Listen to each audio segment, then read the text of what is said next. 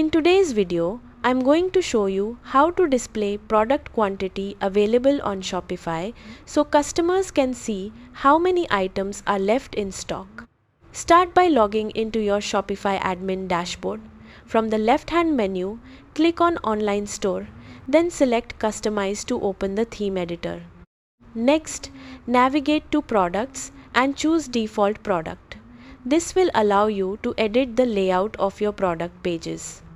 Under the product template, click Add Block and select Inventory Status. This block displays the available stock quantity for your products. After adding the block, drag it to your preferred location using the 6-dot handle. Placing it near the price or Add to Cart button usually works best for visibility. Once you're happy with the placement, click Save to publish the changes. That's it. Your Shopify store will now display available product quantities, helping create urgency and giving customers more confidence when shopping. Thanks for watching.